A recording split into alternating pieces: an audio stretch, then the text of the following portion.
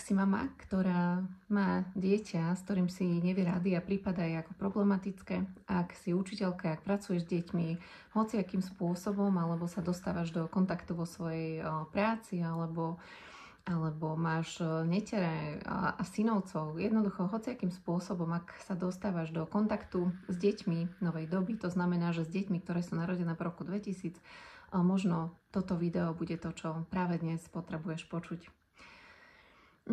Už vesmír asi nevie, ako mi to má naznačiť a toľko znamení dostávam.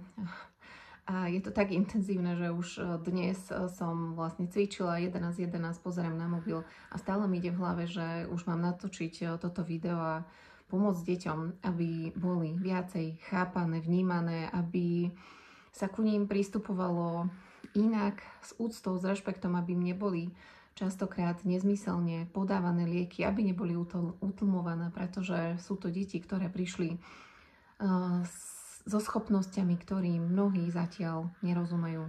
Videla som jedno video, kde niekto spomínal, to bolo na konferencii Louviva, a jedna moja klientka zdieľala, že aha, aká konferencia. Ja som mala chvíľu času a pozerala som si jedno video a tam na začiatku bolo spomenutá Christina von Dreyen, Švajčiarka, ktorá má nadprirodzené schopnosti. Ona má v dnešnej dobe už myslím 24 rokov a spomínala rôzne schopnosti, ktoré vlastne aj jej mamina napísala, myslím, knihu. Ona má nadprirodzené schopnosti, hovorím, že wow, že to tam musím vidieť v dátume narodenia. A tak som si pozrela, že kedy je narodená 15.4.2001.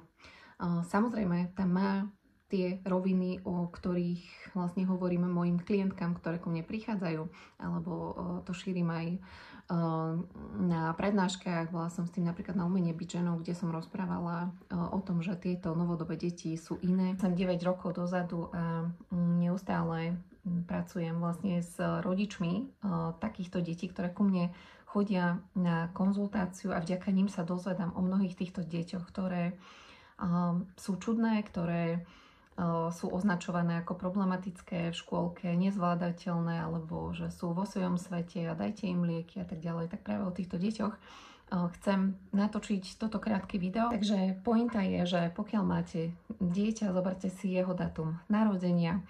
A napríklad Christina von Dreyen je narodená 15.4.2001, čiže nemá v dátume narodenia žiadne z číslic 369 alebo 789.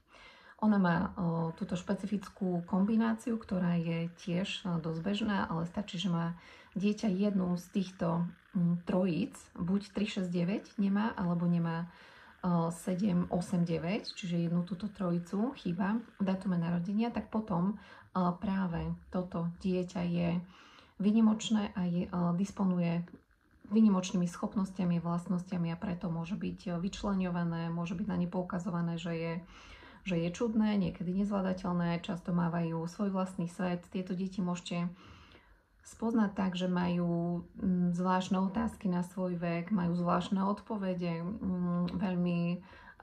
Vy máte 30 rokov, spýtate sa tohto dieťatka niečo, ona vám dá takú odpoveď, že pozeráte, že to odkiaľ môže vedieť. Čiže keď dieťa nemá rovinu 369, my hovoríme v numerológii, ktorej sa venujem 9. rokom, tak my hovoríme o týchto deťoch, že majú rovinu inšpirácie.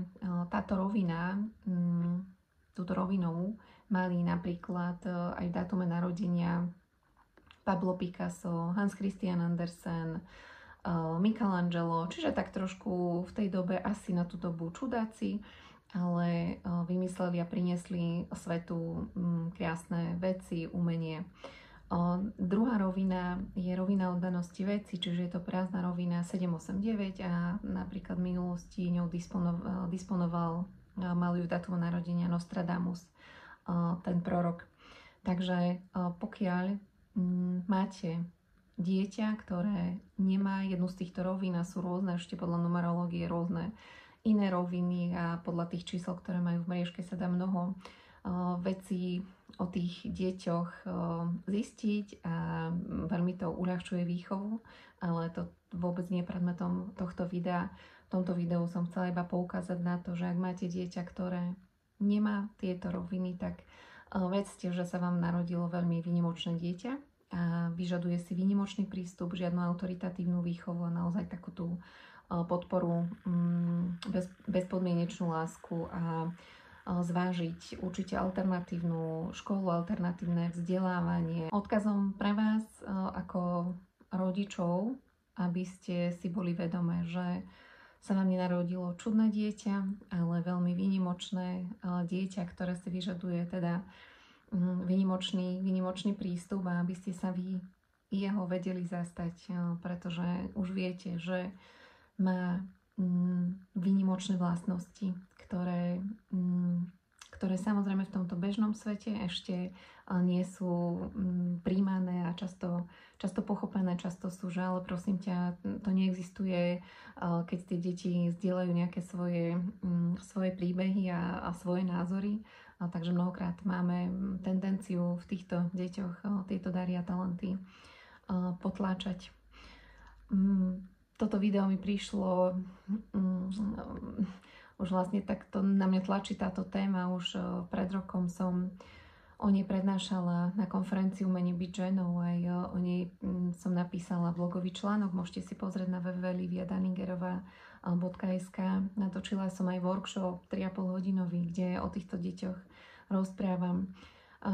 Každopádne verím, že toto video vám aspoň trošku otvorilo oči, otvorilo srdce, že k týmto deťom budete pristupovať od teraz možno s takým, že sa budete na ne pozerať cez láskavejšie oči, že budete mať otvorené srdce voči týmto deťom. Povedala, že buď to teraz natočíme, alebo nikdy, lebo samozrejme mi tam idú rôzne strachy, neprijatia a tak ďalej, ale proste takto to vysielam do sveta, nech sa deje, čo sa deje. Na tie synchronicity, nechcem vás nimi zaťažovať, čo sa všetko dialo a ako ma to viedlo k tejto téme, ale napríklad keď som pozerala práve o tej, kedy sa narodila tá Christina von Dreyen, toho 15.4., tak na ďalší deň mi prišla mamina, ktorá dceru má narodenú 14.4.2020, síce iný rok, ale opäť tam boli tieto špeciálne roviny a presne mi zdieľala o tom, aké ona má